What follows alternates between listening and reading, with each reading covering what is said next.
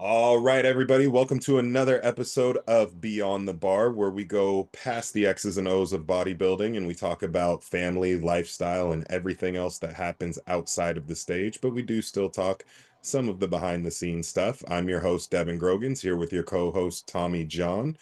And we got a fun one in store for you today. We're going to be doing a Q&A. So we got a good amount of questions from our last episode that we weren't able to get through. And then had a few more kind of file in over the last week or so. So should be a good one for you guys. What's new with you, Tommy? You got anybody competing coming up? Yeah, I got a whole bunch of people now. It's so exciting though. And some of them are getting real close. Like Dave's got a show, his men's physique show in just 2 weeks now. And he Um, just competed, right? Last week? yep, 2 weeks? yep, Last weekend? Yeah. yeah. He did the classic show in Utah. So yeah, we're gonna do his men's physique show, and then we got I I always miss someone, so I'm gonna try to do this, but um, we got Raymond, Mm-hmm. Presley, my friend Austin, Dylan, David, Mel. Mel's going to do his first men's physique show.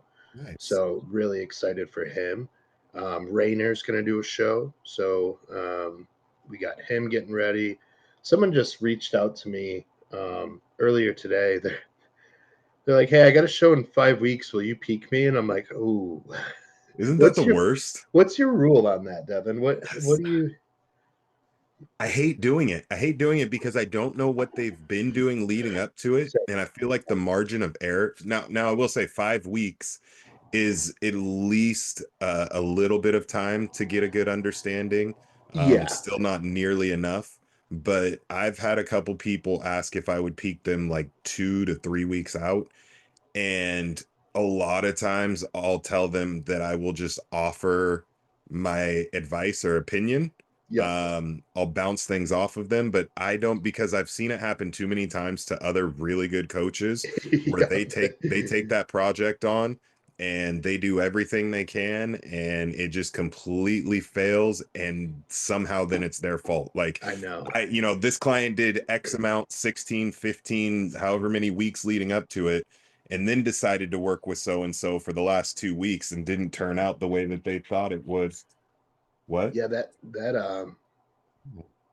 Sorry, one happens of my to, kids was popping in, but you're then yeah, good. then it fails miserable, and then the coach gets the blame, and so I'd That rather just. happens to top level coaches too. Oh yeah. You always hear their name get bashed, and it's like, well, I don't know. But yeah, like Dylan and his dad. I think I mentioned them. I don't want. I'm sure I forgot someone again, and they're gonna yell at me. But I think I got most of my guys. But Well, yeah, it's let us know in the comments if you're with one of us and you got a show coming up, and yeah. you didn't get mentioned. Let us know, because I think that'd be really cool. We'll start doing some highlights and touching on that. Um, I have a master's guy Hmm. that looks incredible. So we've been working together for about 3 years now. He's and Derek, I'm so sorry if I forget your age. I want to say he's mid 50s. Okay. Um, I'm not even going to try to throw the exact number, but I know that when we first started, we were dealing with a lot of loose skin. We came in really undersized. Now, he had lost a couple 100 pounds prior to, was Yeah. doing CrossFit for a while, decided to come over to bodybuilding. First show did really well. Second year did okay, and then we decided to take a year and really build. And man, at 3 weeks out, he has already surpassed his best look on stage. And this is kind of our test show because we're going to run a slightly different type of peak than we Yeah. have before. His body's just ripping through food. So the plan is to load him with 4 meals today, and then on Wednesday, I'll load him with another two. And again, it depends on where he falls, but we Hmm. kind of test ran this last week. I'll load him with another two, and then at that point, he should be able to coast in right where we want him to be. Yeah. Uh, Real similar to what you were talking about, where it's just kind of feeding and photos and getting a good idea. Yeah. Um, he's got a lot of room to work with. So last week I was like, let's just load you to the gills and see how your body can take it.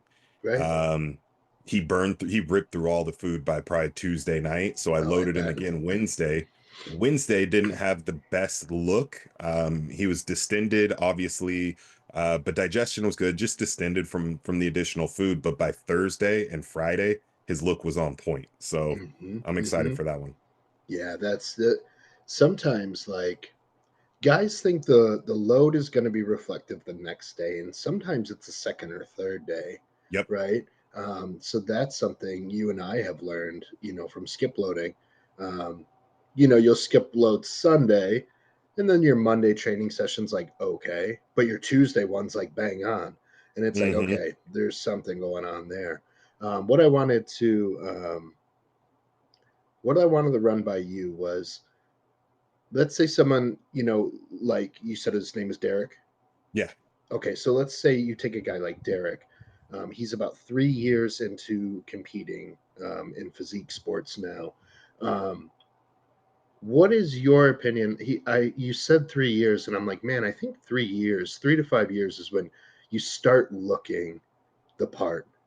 And Hmm. and would you agree with that? Like the 3 to 5 year mark, like things really start changing.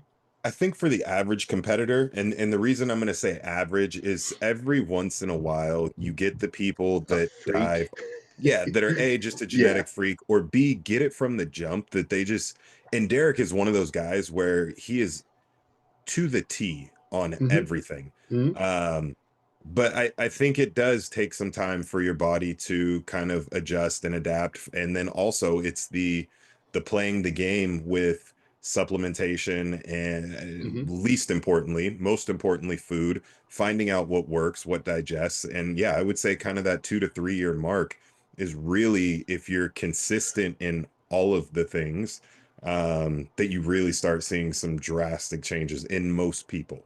And you said before he was kind of overweight, kind of unhealthy, so it took a year to even fix habits and whatever gut distress. And Well, um, he came to me from a CrossFit background, so he had lost the bulk of the weight, but then was oh, doing good. Okay. yeah, he was doing CrossFit for a few years. But I think the biggest thing was because this is year 4 now that we've been working together, his third year competing, we took a year off, and I think that was the magic. He was going back, and I this is something that I like. I will beat this horse until it's beyond dead is for competitors that are newer to the sport, take the Mm-hmm. time. Mm-hmm. And he, just like every other competitor, he was excited. Being on stage was exciting. Prep was exciting. So he did his slew of shows, and then it was let's grow for a little bit, and then let's dive back into another prep. And I think, especially at his age, taking that year, it'll probably be about 18 months closer to, so about a year and a half Mm-hmm. off is I think what really has done the magic for his body because we really haven't changed a whole lot. Um, I mean, supplementation stayed about the same. We've been pushing more food, but it's because he also is not in prep and he's able to train harder and longer and for longer periods of time Yeah. overall. And so I think that has made probably the biggest impact, especially for him at his age. Mm-hmm. Yeah. Yeah, I agree. Let's roll into Yeah, let's see what let's we do got it. for We got a the. couple from the last episode. I want to make sure Yeah. that we get a Yeah, couple go of ahead them are and. just kind of fun ones. Let's see. We got that one, the HRT, digestion, cannabis. Okay. Oh, so this was one that I wanted to do last time, but we were running long on time, so we'll start with it. And I know we touched on it. I want to say like 2 episodes back, but calling audibles during training. Mm. So when are we doing it, and are we even doing it? So when is it okay to decide you're going to do something different than what your prescribed plan or movement, I shouldn't say patterns, movements are? Yeah. I'll go first. Yeah. Um, and I bet our answers are similar, but almost every single training session I call some sort of audible.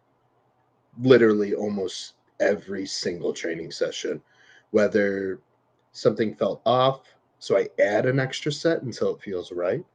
Hmm. My first working set was like, so I'm like, yeah, let's ride that through. Let's focus on X, Y, and Z and do it over. So yeah, sometimes I'll add sets. Sometimes there's an exercise that doesn't feel right that day for whatever reason, so I drop it.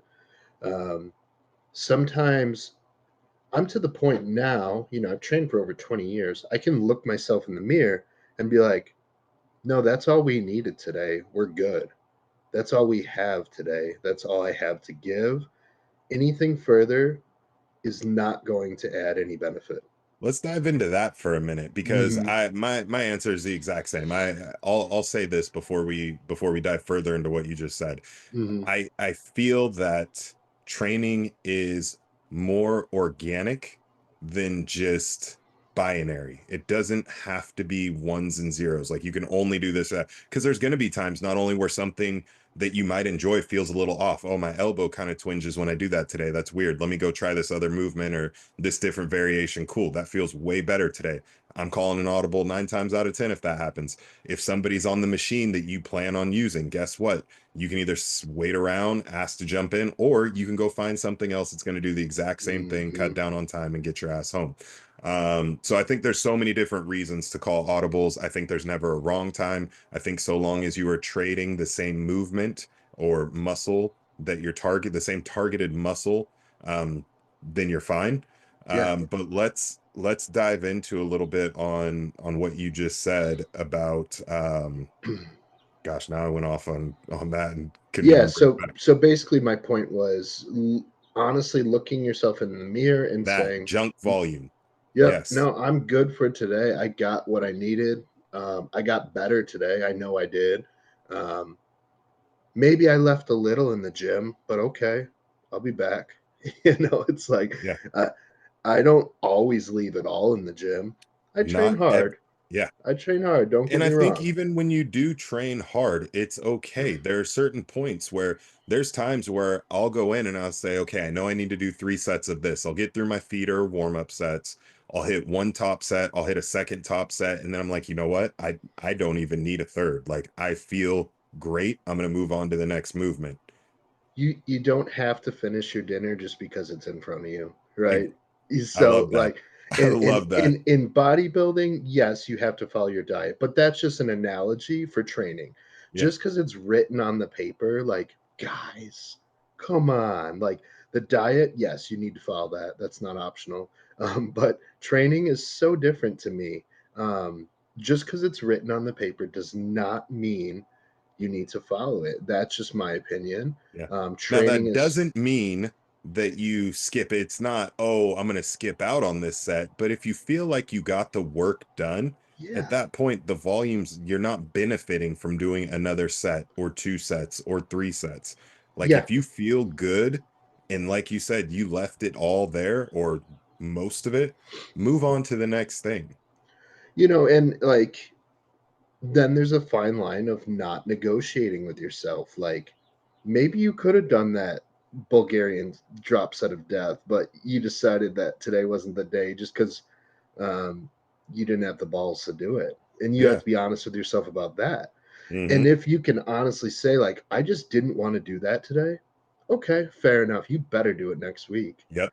Don't keep negotiating with yourself. But some days, and this comes with the maturation of training and becoming intuitive, um, you can make those calls at the right time as you grow and spend a lot of time under the bar and just learning. Hey, here's a good example. My leg day was Wednesday. Didn't get great sleep Tuesday into Wednesday. That's okay, right? I still woke up, gonna train legs. My head was right. I got there, start getting into hack squats, right? Um, my first 2 sets were really, really good, right? They were bang on. Everything felt great. Third set, left quad starts feeling tight. So I'm like, okay. I hit that fourth set, smoke it.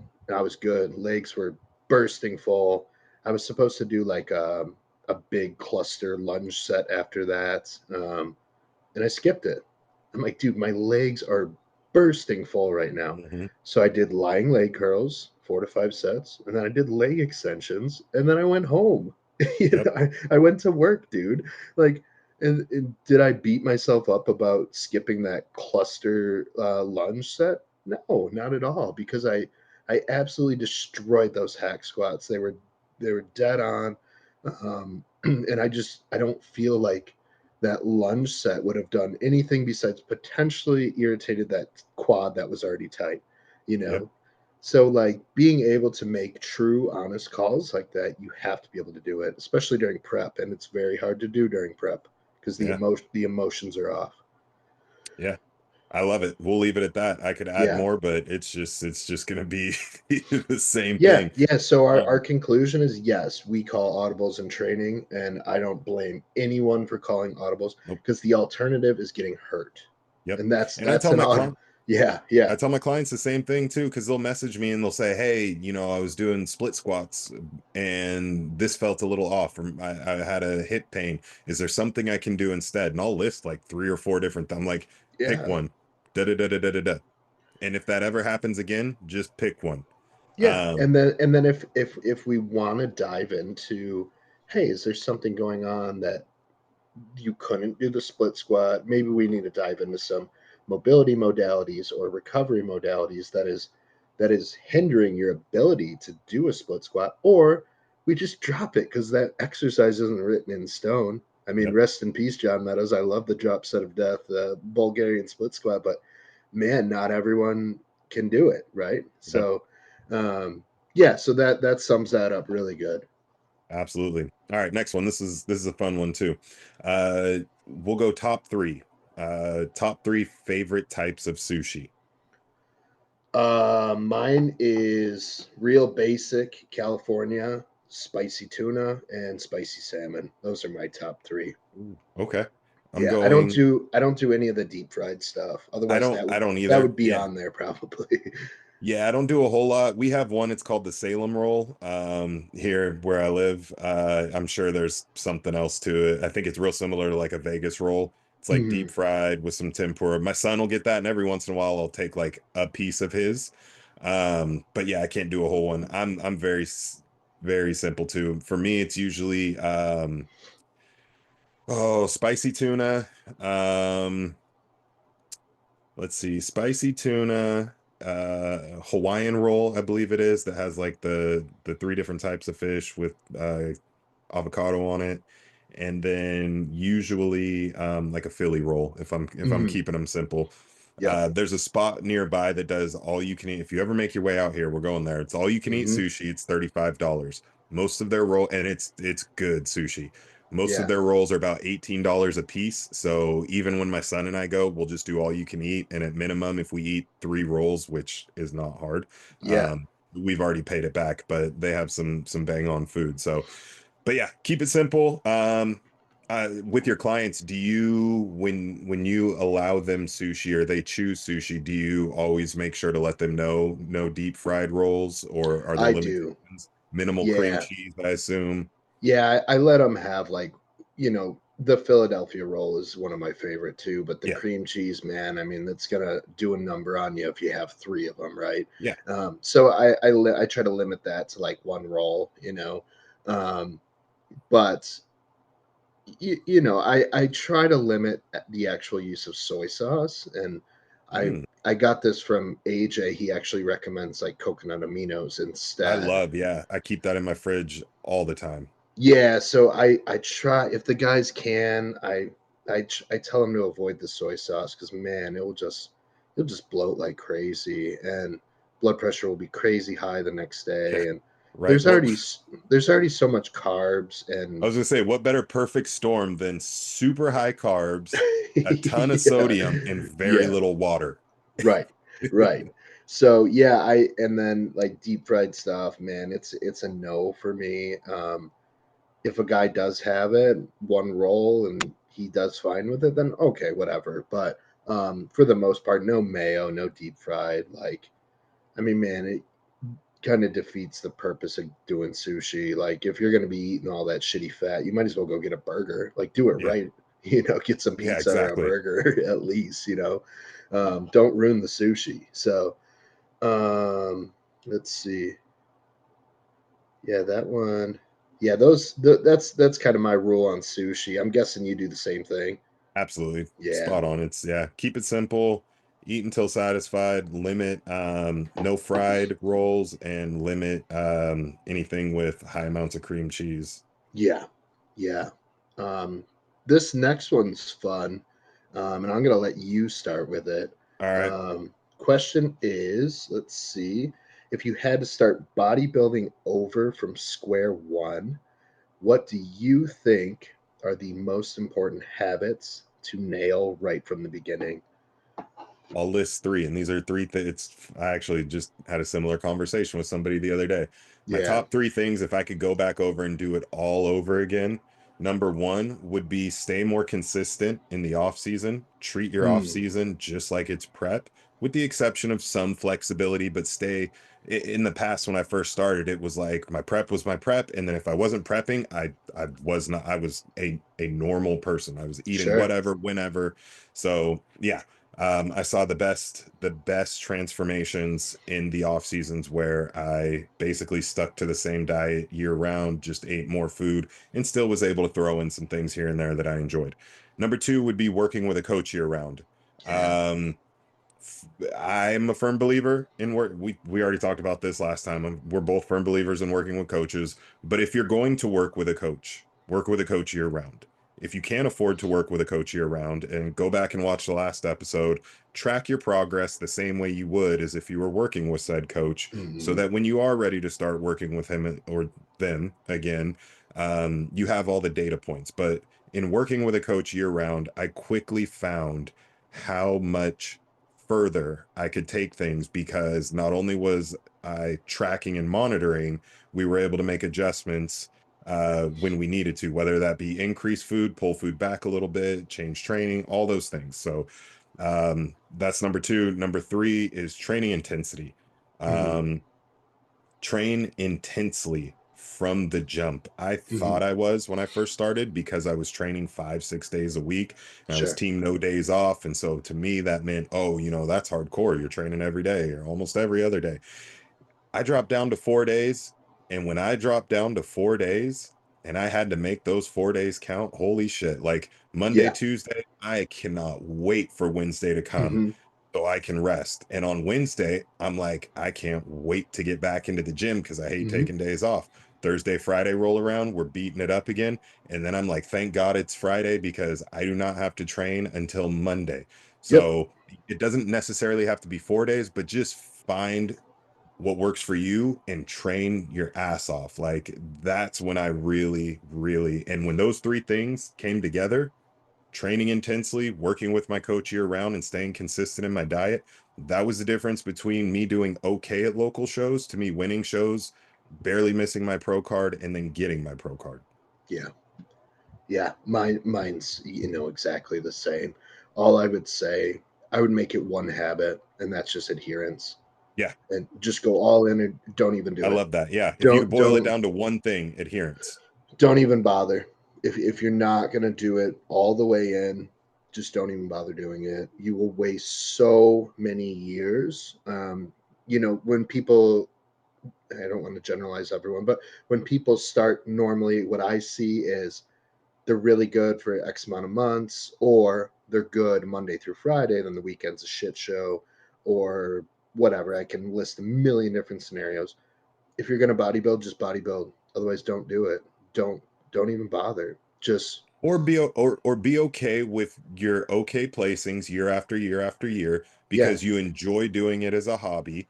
And even for those that want to take it to a high level, then you need to follow the guidance of what Tommy just said. If you're okay with just doing local level shows because it's fun for you to do every once in a while, then that's fine. yeah. I wouldn't even recommend getting on stage if you're not gonna be all in, Yep. because the last 6 weeks leading up to a show are the most unhealthy.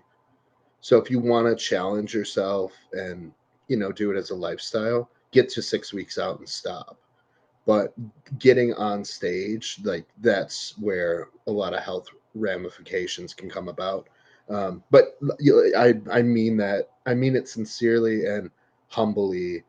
If you're Yeah. even going to bother doing it, go all in or just don't do it. You can still work out and eat. I'm not saying that, but like, if you want to call yourself a bodybuilder and compete, you need to live the lifestyle that other bodybuilders are living, and it's not for everyone. It shouldn't be for everyone.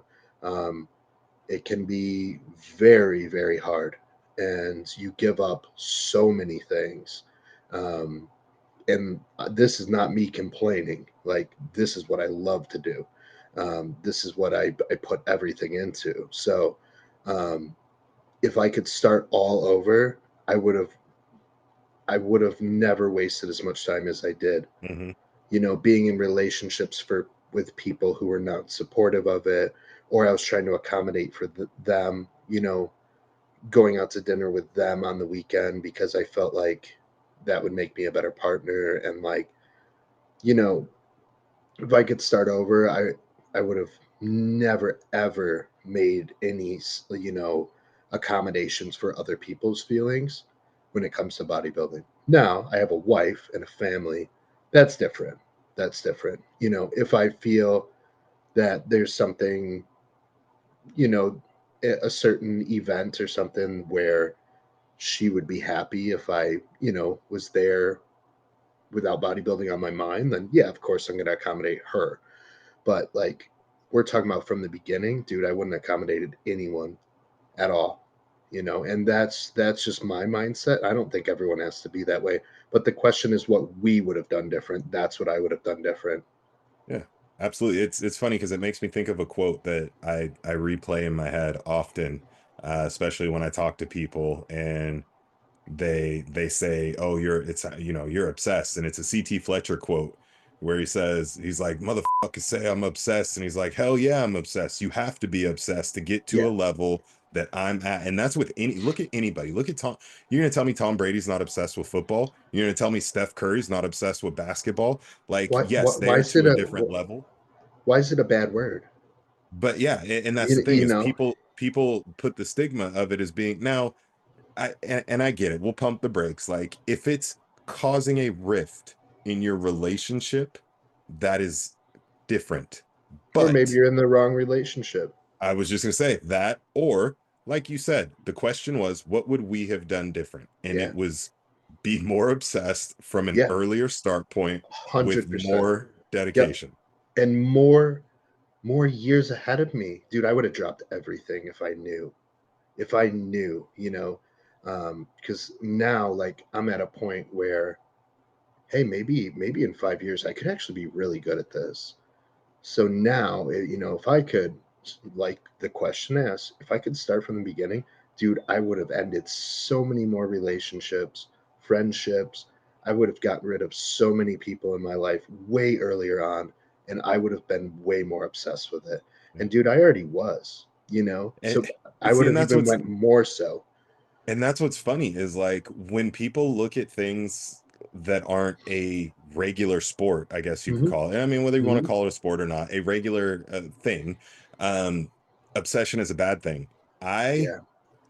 I played college baseball, and Hmm. I can promise you, my obsession, there was nothing I would rather do than play baseball. I would sit in class with my glove on my hand while I'm doing my work looking at the clock, counting down the hours that I could change and go get on the field. Yep. Like I would sleep with my glove because Yep. it was new. I needed to break it in. I would literally fall asleep with it on my hand as I'm squeezing to break it in.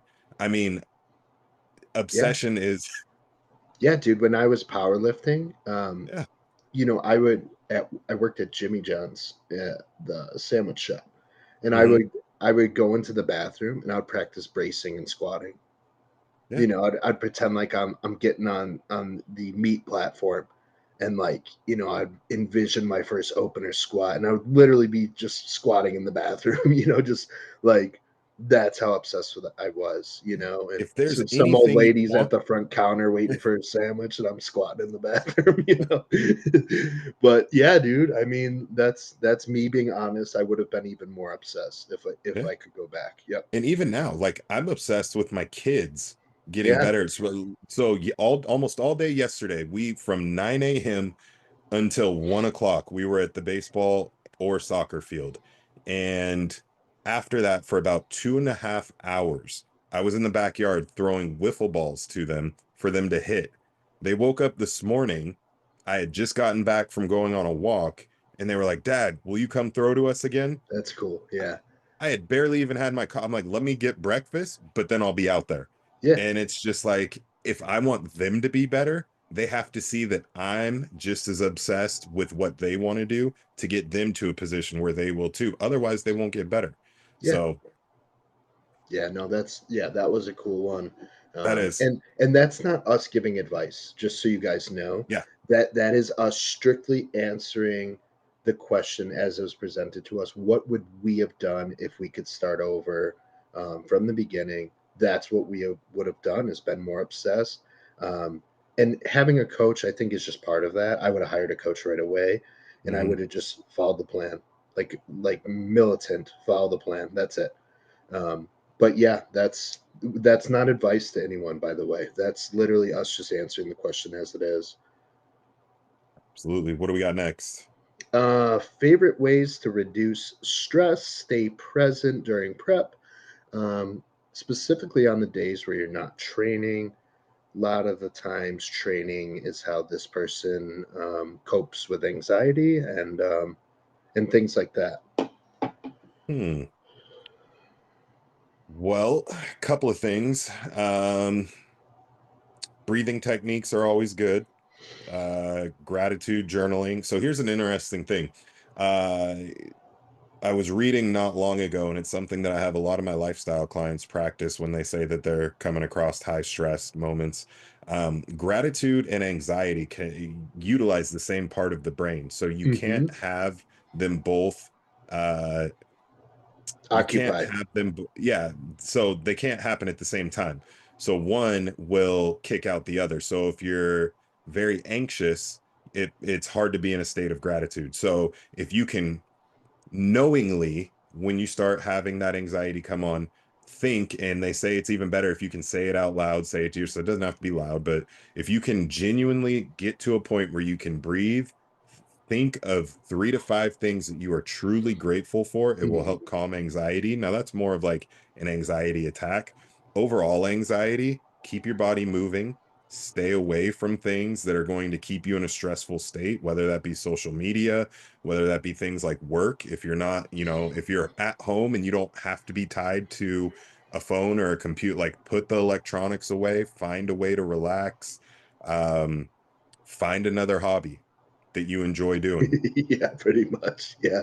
Dude, so with the anxiety, you're dead on about that. The worst thing about anxiety is I've had anxiety since I was diagnosed since I was 11 years old, right?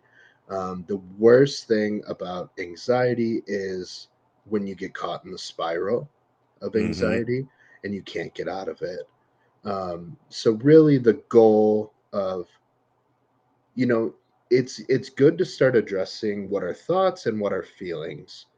So if you're Yep. having like weird thoughts that are strange, you just kind of watch them pass and you go, "Oh, that was a thought. That was weird," right? And you just let it pass. Um, if you have a feeling like, "Oh man, that made me feel this way," address it, give it a name. This made me feel like this, right? That made me upset. Okay, cool. Address it. Now you're learning to distinguish the difference between thoughts and feelings because they're Like not the that. same thing. So it's important to identify what a thought is and what a feeling is because people with anxiety don't know the difference. Mhm. Um, and the way to avoid spiraling is one, you already know which is which because you've taught yourself. And then being able to just kind of watch thoughts pass like traffic or like clouds passing by, and not jumping onto that cloud or not jumping in traffic, right? Right. Just, anxious thought passes. You're like, whew, that was weird. Almost got me, right? And you just move on. You can practice the breathing. I do box breathing. Yep. AJ Sims is huge on that. He really got me into that. I did Me it too. when I was younger and I totally thought about it and he brought it back to my attention. um, I'm like, man, I forgot how well this works. Having a gratitude journal. Writing Yep. things down, actual pen and paper, I find are more effective, but it doesn't have to be that way. Um, Man, I could go on for hours about how to cope with anxiety. Here's one thing I warn all, let's call them bodybuilders. You feel so incredibly good in the gym Hmm. that when you're out of the gym, you are so incredibly vulnerable. And you need to be very, very cognitive of that. In the gym, specifically during prep, you're Superman. You look good. You're the main character. You're the lead singer of the band. You feel so good in that gym. You Endorphins are are, high. you're the guy, dude. You are the man, right? You hitting some poses in the mirror, and you're full and pumped, vascular. It just feels great. As soon as you walk out of that door, Devin, you're just Devin again. You're just dad, right? Yep. You're just husband. You're just friend. You're not Superman anymore. So anything that can trigger, a little bit of anxiety or trigger something that even makes you angry, it gets amplified Hmm. because you're so incredibly vulnerable. You just had, a euphoric experience in that gym, and now you're coming down from that high, and you need to be so careful on recognizing that, right? Some of the biggest arguments I've ever had with people are directly after I've trained or within an hour to 2 hours after I've trained, because that is when you are the most vulnerable. You're going from that sympathetic to a parasympathetic, and sometimes you're not quite in the parasympathetic yet. So you're still flying high, and then something triggers you, and man, you're still, you still think you're the main character, and um, it's just something, specifically guys with depression and anxiety, guys and girls with depression, anxiety. When you are, let's call it, obsessed with training and bodybuilding and progressing, man, you are so incredibly vulnerable afterwards, and you need to know that. Um, it would be like you just won the lottery in a gas station, and man, you're feeling good. You walk outside, and someone broke out all the windows on your car, and you like just the contrast, right? The dissonance of what happened between this and this is so dramatic, right?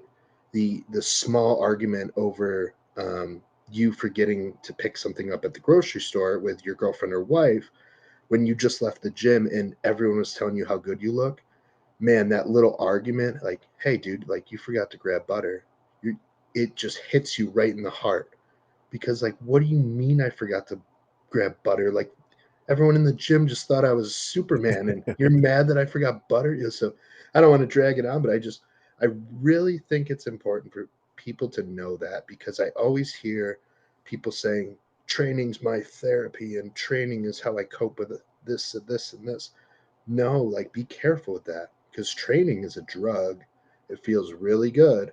And when you come down from that drug, we all know what happens. You're so vulnerable.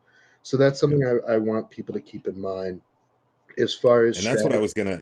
I'm Yeah. glad you said that because I was gonna add that was that if training is your coping mechanism, and that's kind of why I said you need to find a different hobby, is Yeah. you need to find the root cause of the anxiety if Hmm. possible. What is causing you the anxiety to need to go to the gym to make that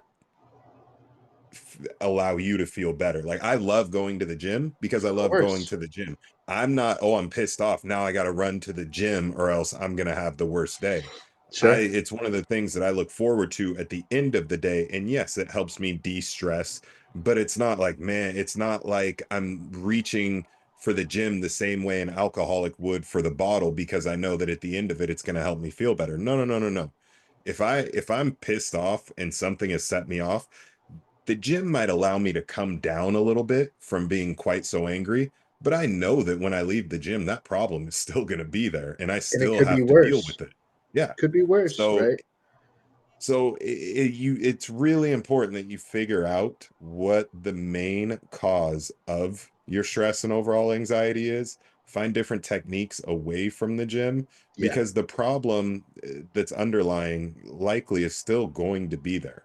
So until Yeah. that gets resolved, it's just another coping mechanism. Hmm. Yeah. No, I totally agree. I totally agree.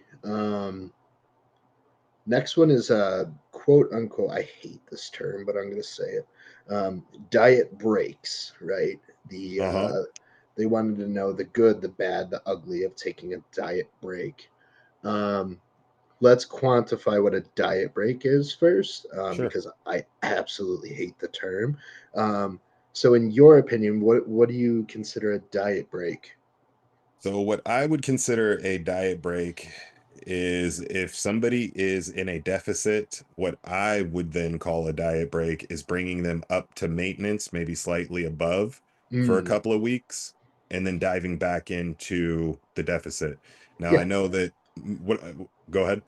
no, that's you're dead on, and I'm glad you Okay. described it that way. Okay. Yeah. Because I know some people think of it as, well, I'm in a deficit, but now I just get to, it's almost like a cheat block. It's like, well, I was following this diet, but I'm on a diet break. So now I Mm, just kind of get to eat whatever for the next week or so and then go back to my diet. But in the context that we are talking about, I assume mhm. it's what I was saying, where we are in a deficit, we pull you out of a deficit for a short period of time to go back into a deficit. Yeah, What are your this thoughts is. on that? I'm gonna call this guy out, not in a negative way, but this is my Sure. dude Mark. Yeah. Mark is a great, great client of mine, and he's become a good friend too. Um, we just dieted him for too long at this point. Hmm. Just like Mark, we need to start building up the calories again because you're on empty, dude. You can't go anywhere when you're already on empty. So sometimes the body starts down regulating everything. It starts down regulating the thyroid. And yeah, we could just slam him with thyroid, but like that's not good, right? He's a lifestyle guy, you know. He's not getting on stage. Like, let's keep him healthy. Not saying we don't keep bodybuilders healthy, but man, like, hold on, let's do it this way. My point is we don't have a deadline. You don't need to add E85 ethanol to a Honda Yeah, Civic when you're yeah, just right going on. for, yeah. Yeah, yeah, and there's no deadline, right? He's my lifestyle guy. Maybe he wants to compete someday, that's fine. But right now we don't have a deadline. So, I started adding carbs back. And what do you know? He got leaner. And he got leaner and I started adding more food and he got leaner. It's like, all right, Mark, this is what a diet break is. This is what I wanted to see. And I'm gonna keep adding food See, until now at his that point, weight. I would almost argue that it's less of a diet break, more of a reverse diet, That's unless, why that's why I hate all the terminology, Devin. yeah. Because here's the thing: if you want to do any of this stuff, you're on the same diet for the rest of your life, Hmm. right? You are on the same diet for the rest of your life. That doesn't mean the same exact foods and blah blah blah. Hear me out. If you want to make this a lifestyle, you make it a lifestyle. You're going to be weighing and measuring the food likely for the rest of your life, or at least knowing you're pretty. Let me ask you this: you're now a retired IFBB pro. Are you still measuring your food? I do. Why? Partially habit and partially just because for me, I know that I will likely either extremely undereat, which Yeah, sounds weird, certain foods, and I will extremely overeat certain foods. And I mean, I know I could eye most things and be like, that's about 4 ounces of chicken. sure. Well, you know that you could probably not check your bank account and not go broke. But Exactly. I bet you and I both still check our bank accounts just to make Yep. sure. Um, and that's what I mean by the lifestyle, right? Um, you're likely going to still be weighing your food or at Oh, yeah. least taking into account for the rest of your life. Yeah. And when Our I good, mean, and it's, our yeah, good and it's friend, different. our good friend Ken Skip Hill weighs and measures his food, Yep. and he has forever. And when I And go places, there's times yeah, and places like when we travel, but when I'm at home and I'm doing my thing, like I still just I before this call or before before we started this podcast, I just finished weighing out the yep, next 3 to 4 days worth of food. yeah. So the diet break, that's why I don't love the term because oh no, it's the same diet. We're not doing a diet break. We're just Hmm. increasing food temporarily so we Yeah. can get a response from the body. And we're just we're just making you look better. That's all it is. I'm not putting titles on anything. It's not a bulking phase. It's not a cutting phase. We're just making you look better, you know. And at this point, this is what we're doing, right? That's what my buddy Kyle brought this up to me the other day, and I didn't quite know what he meant at first, but now I do. He's like it seems like AJ doesn't have like set phases for you. He's like somehow you're just getting leaner and bigger.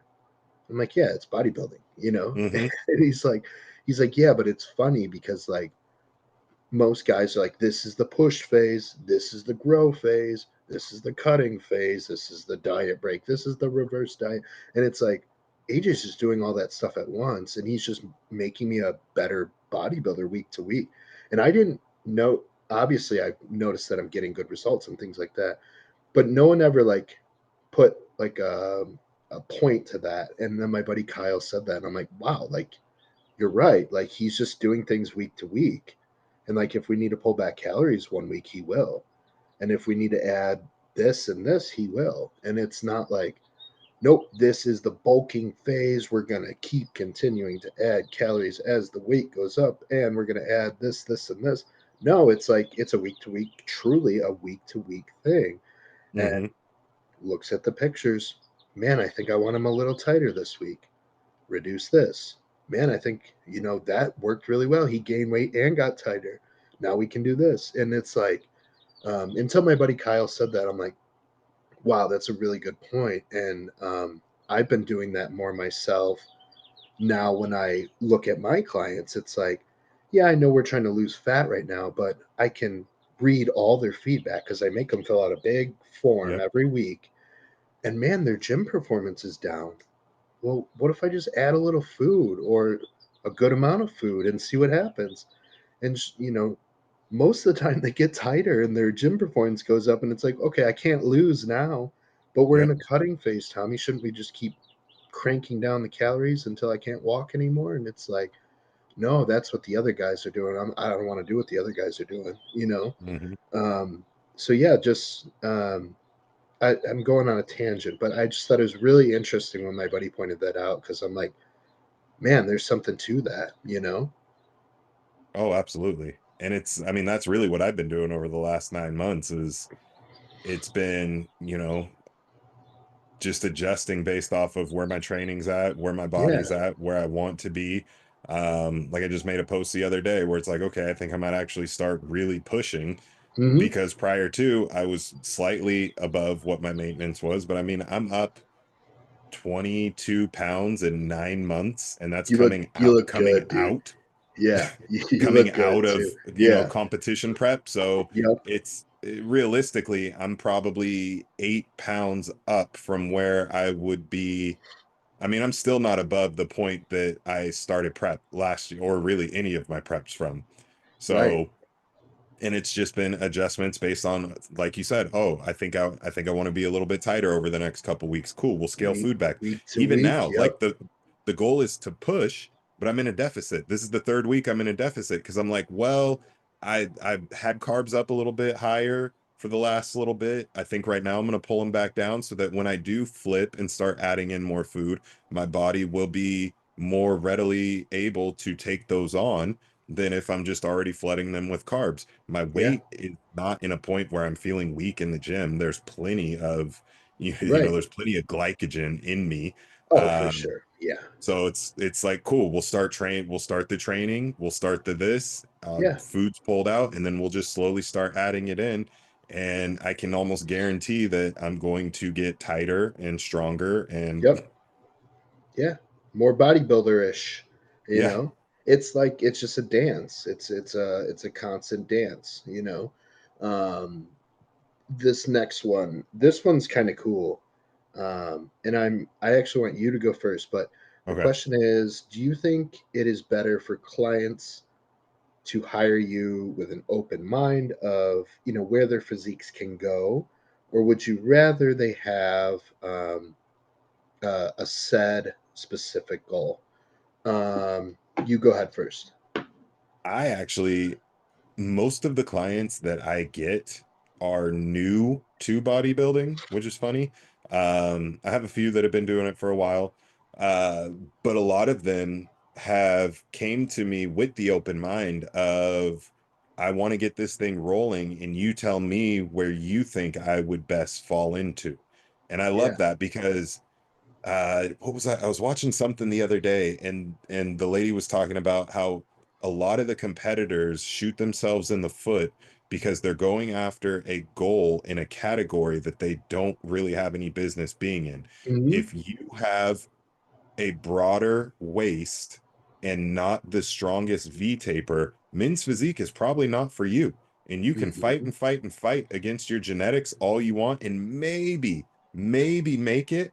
Or you could take a look at classic, which, yes, you still want a small waist, or even open, which is probably going to be your biggest option, and go more towards something that is going to better suit you. If Michael Phelps said, "Hey, I really want to be a runner," you think he would have won as many gold medals in anything that he did? So it's Yeah. like, instead of fighting against what you have, let's lean into it. So Well, uh didn't Michael Jordan play baseball and he was a golfer? You know, it's like it's not it. It wasn't his thing, clearly, it right? wasn't. Yeah. It wasn't. I mean, aside from, your Bo Jacksons and Deion Sanders and the Right. few genetic elite freaks that were really good in multiple sports, Yeah.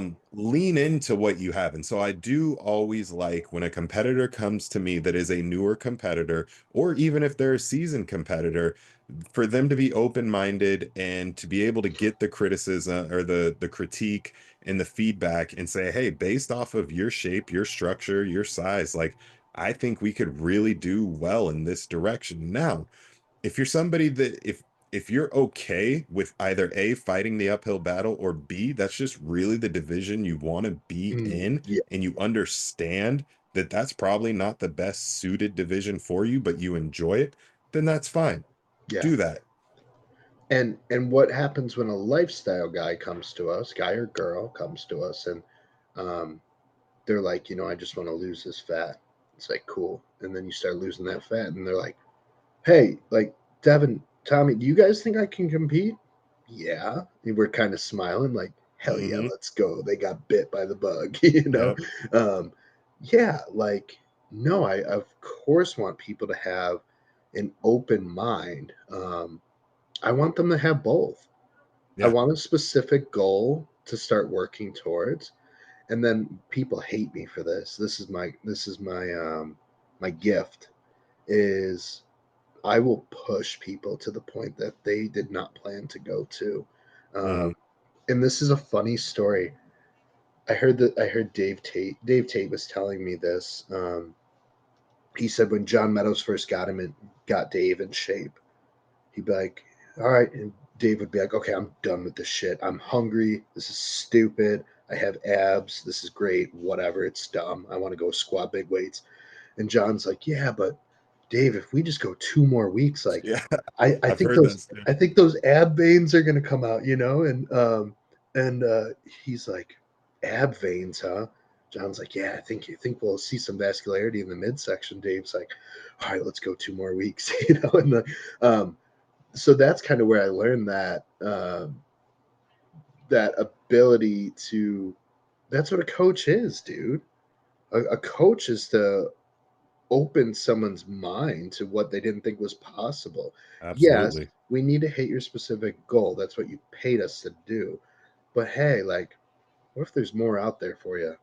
And Hmm. man, what if we could change everything for you? And what if you want to start competing? And what if you want to start coaching? Like, what there's so many avenues that could go right. It's Yeah. you go to your boss, your employer, and you're like, hey boss, I want to make x amount of dollars a year.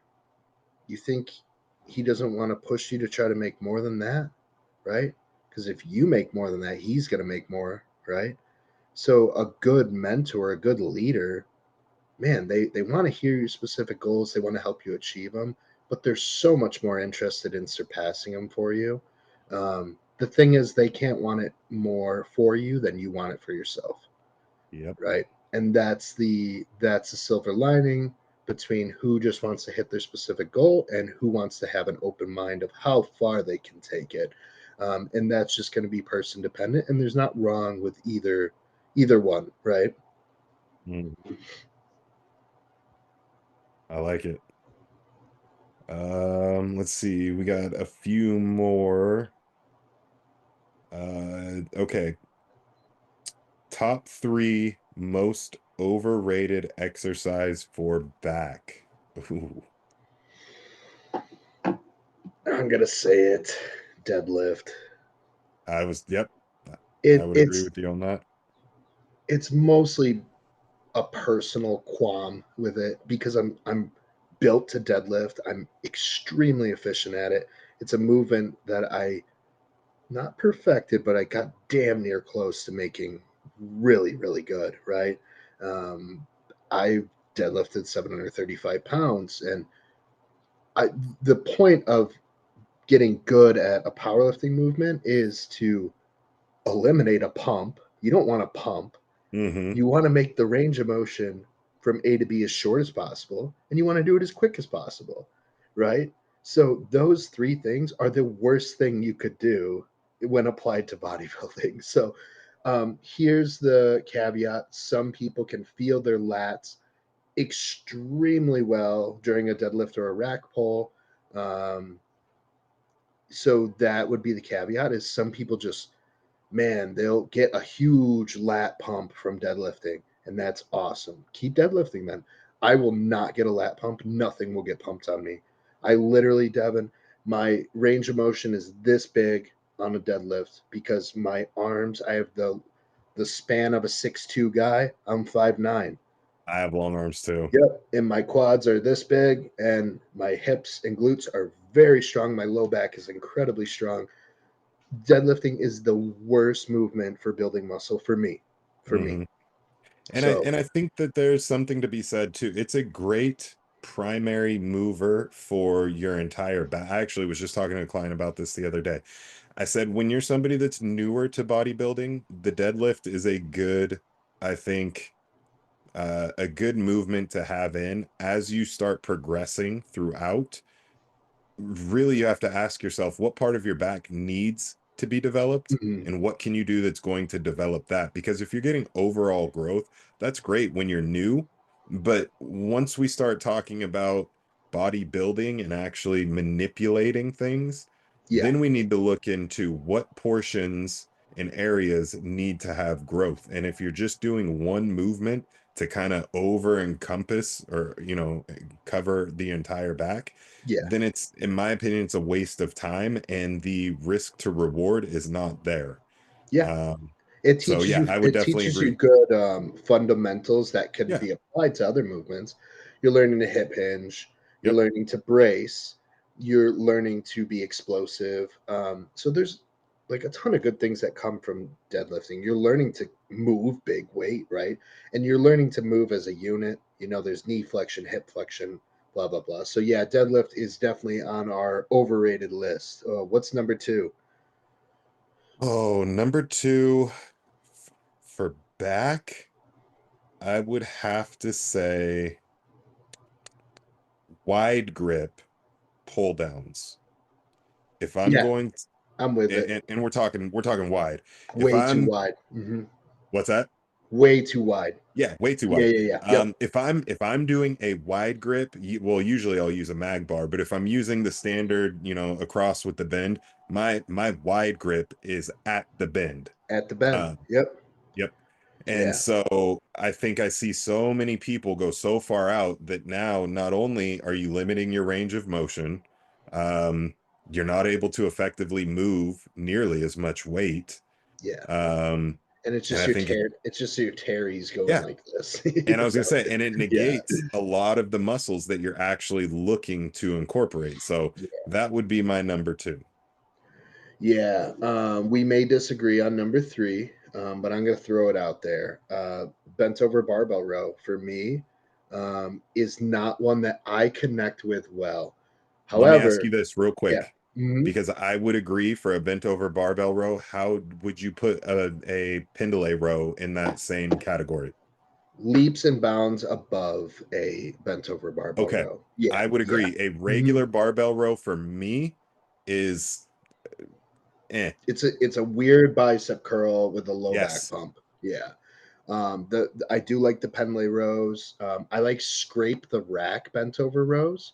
Mm, Um, so you actually actively pull the bar against the squat rack. right. Make sure your gym owner is okay with it, but or do it in your own gym.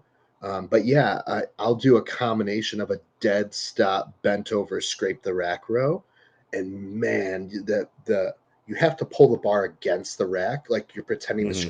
scrape the paint off, and man, that pulling towards the rack activates all the way down to the lower lat. Um, Absolutely blows up the back. So that is a good one.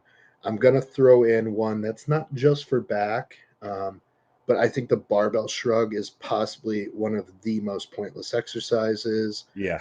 in any type of maybe if you're doing like a high clean to work on triple extension, then Right. maybe it has some application to weightlifting or strongman, right?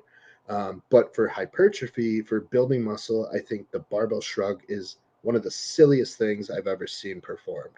Um, Absolutely. We and had I one would guy at our consider that gym for that just back. had one guy at our gym loaded the bar with probably ooh, I kid you not, 7 plates. Yeah, And he was dude. shrugging and bent the entire bar. And I'm like, for what? Like, what did you get out of that? He got calluses. That's what he got. Yeah, Yeah, so that one is probably the worst, what I would consider a back exercise.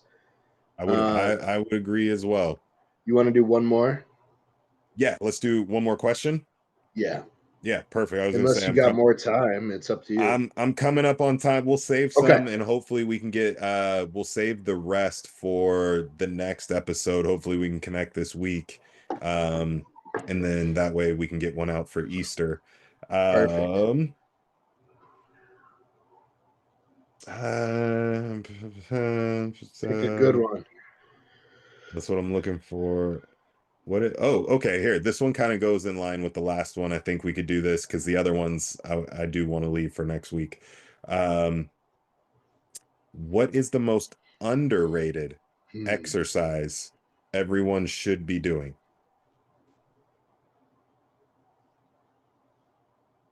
Underrated.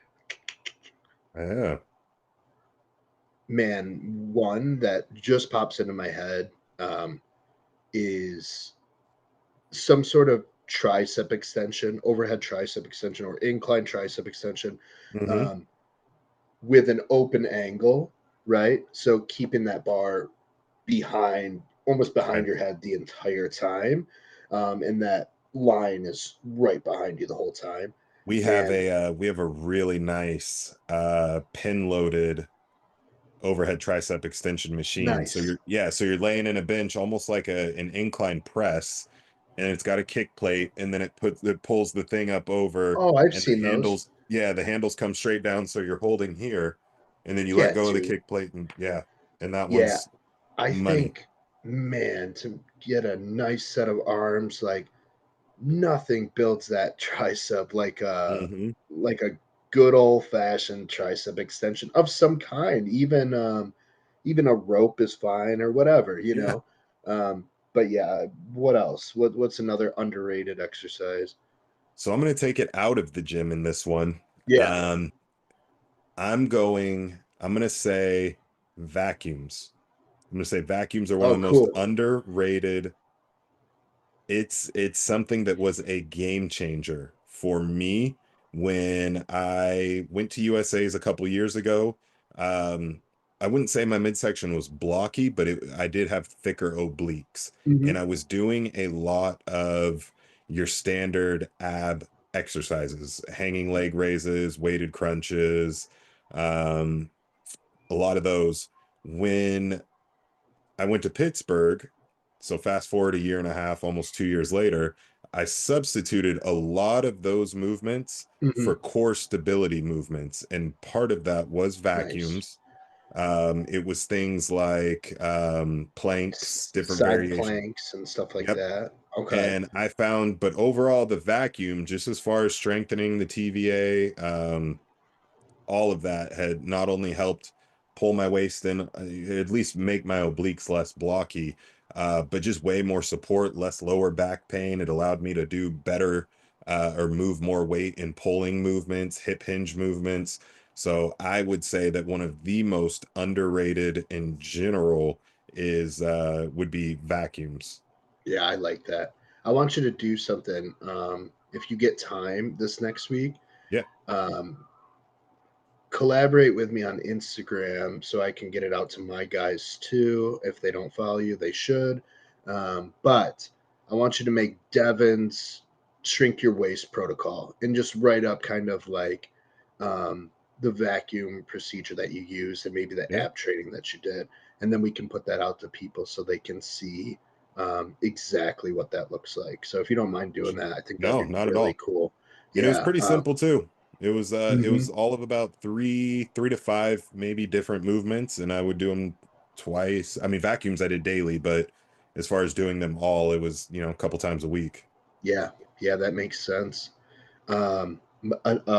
Assisted chin ups would be, Ooh, I think that's incredibly underrated.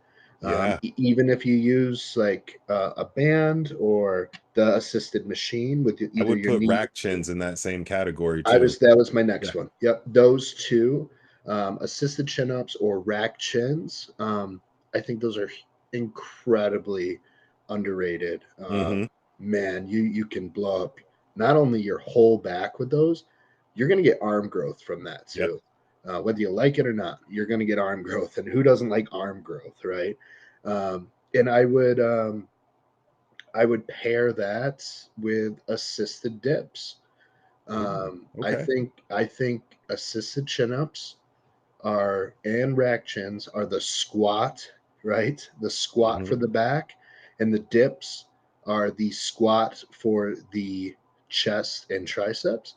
And the squat that I'm talking about is really the hack squat because I don't barbell squat anymore. There you go.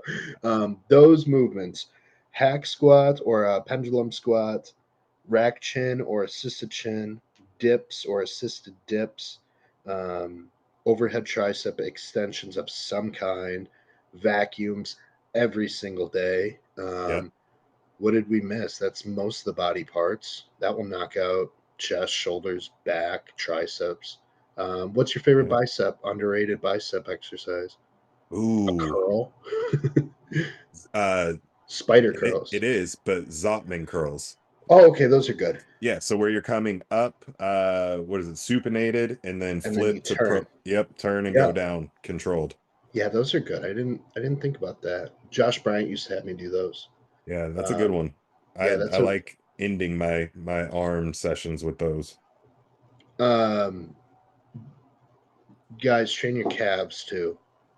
I'm sick of people asking me how I grew my calves. It's because I train them. It's you funny, I know? train so if anybody was watching my stories, my wife absolutely wrote like since we've been together, roast my calves. Now, she's the only person that says I have small calves. My calves insert high, so I have short calves, but Oh, they so are you have not. you have long Achilles, like the bottom Yes. portion. So you could Yes, walk in water, cold, deep water. That's what pretty that's for. much. But That's my why. calf itself is not small. And it's funny because I called her out the other day. And so she measured, she's like, Oh, Oh yeah, I oh have bigger yeah. calves than you. And she measured, I was like 2.5 more inches than she had in calf. And I'm That's like, so my calves aren't small, they're just short. But Uh anyway, huh. she always roasts me. And then my mom, like, I can't win. My mom was like, she took a picture. My wife took a picture the other day when we were leaving the baseball field. I had shorts on. And my mom messages my wife and was like, Oh, Devon's calves look like they've grown. Those are dad calves, dude. Right. But I Yeah. try to your point though, train your calves. Like a lot of people just throw in like one exercise at the end of leg day, like train your calves. Just like anything else, the reason your calves don't grow is because you don't train them. You don't need to have a calf specific day, but you No. need to do more than three sets of 10 on leg or on calf seated while calf you're extension. Yeah. scrolling Instagram. Yeah, exactly. Yeah, I think that covers most of the body. The man, I don't think a fly is underrated, but I think like a fly press combo is one of my Ooh. favorite chest movements. I do think that's not utilized enough. Now, are Um, you talking where you're coming together and then from here pressing up, so I'm just saying, or like or this would like be a a this would be a fly, right? right I'm saying somewhere in between. in between? Okay, Yeah, so I got you. you're kind Yes, of converging yes, just a dumbbell press. yep, yep. Um, that's partly a John Meadows thing. A million That people with have done it, but I'll put a not even a caveat. I'll put a spin to that and say yeah, an under. I'll say that is underrated, but even more so with cables. yeah. Cables are typically. You know what machine I do it on, Devon, is the one where it has a seat and the cables. Oh yeah, yeah, yeah. Yeah, yeah. We have one of those. So I'll even take. We have like it's a mini Bosu ball. It's like the one that's maybe that big, yeah, okay. and I'll put that behind my back just so it gives me a Behind little you. bit of an Yep. arch. Yep, Yeah. Yeah, I like that. Yeah, that's a good idea too. But yeah, the fly press combo, like, I would agree. man, Heavily underrated. I think that's going to grow the chest really good for a lot of people. You know, Shoulders. shoulders, man. I am just a side raise guy. I am just. What about you? Same. I've been liking we just got one of those I don't even know, like multi-angle where you stand and it's got the arms. It's still just a lateral raise. Oh, okay, yeah. But I like the machine just because what I'll say is underrated if your gym has one, is I'll put the pins so that the arms are actually starting in the top position, and then I come down almost like a negative, and then slowly come like I'm applying pressure as it's trying to come Ah, back up, which is really nice. Now, if you don't utilize it right, you're going to get a lot of chest activation because you're grabbing it from up here coming down, which is great for the chest.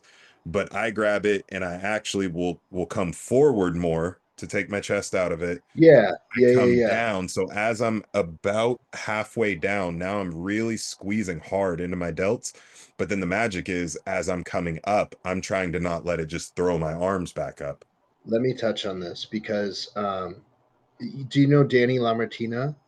The name sounds familiar. Justin Harris coached her. Ah, She okay. was on Troponin supplements. Yes, yes, yes. Elite Okay. FTS girl. She was Danny Overcash before. Yes, okay. I Yeah. know of her. Not Yep. So she looks over my training. So hmm I send her training videos every week. She's incredibly intelligent. She's actually a doctor, and I don't know. I'll screw it up, but whatever. She's a doctor of some kind. She's wicked smart. So she taught me this cue the other day, and I just want to leave everyone with this because it really changed things for me. I mean, it seems so obvious, but she said most people think, and your side raise reminded me of it. She said most people think that movements are a push and a pull, right? hmm So you're pulling the bench press down and you're pushing it away, and you're pulling the bench press down, you're pushing away. She's like, no, movements are a push and a push. So as the bar is coming down, you're pushing against it, hmm and you're keeping that pec on, right? And she's like, me specifically, one of the things that I got really good at was offloading the weight onto antagonist muscles for powerlifting. Mm, Devin, I'll pull out a bar and I'll put that thing on my lats, yeah, and I can load my lat with 400 plus pounds and press it away and just use my chest on the concentric along right. with my lats, triceps, shoulders, right? She's like, no, like you have to relearn how to lift. So in bodybuilding, she's like, it's a push the whole time, even as you're concentrically loading the eccentric is kind of Right. what I came up with in my head, right? But her best way to explain it was movements are a push and a push. So when you do a chin up on the way down, you're still doing a chin up, but you're letting the hmm body come down, but you're still actively thinking that you're pulling up. And I'm like, Right. man, that has changed so much for me in just like a short couple weeks.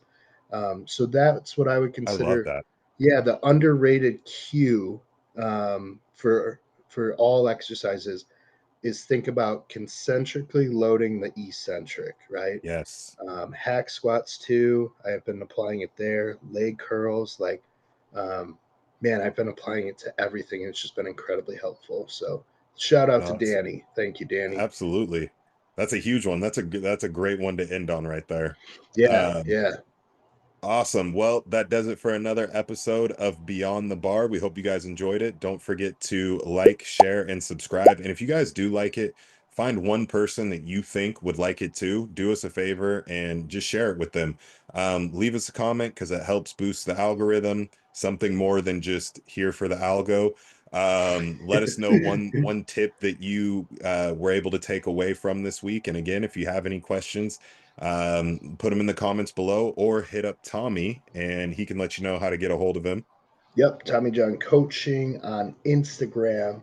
The Chase Irons Discord. You can follow Chase Irons on YouTube. Join his membership. Get in the Discord. I do a lot of the coaching in there. A lot of good guys in there. And then TommyJohnCoaching.com is my website. You can inquire for coaching there, or you can inquire any of the previous mentioned. How about you, Devon? Yeah, and real quick, we do have the Discord link in the Oh, perfect. description below, so that's a good spot to catch it as well. You can find me on Instagram, dgrow39, or you can catch me on my website, next level dash or excuse me, NXT level dash training.com, or feel free to email me at Devon at NXT level dash training.com. So we appreciate you guys tuning in, and we will catch you next time. Awesome. Thank you, guys.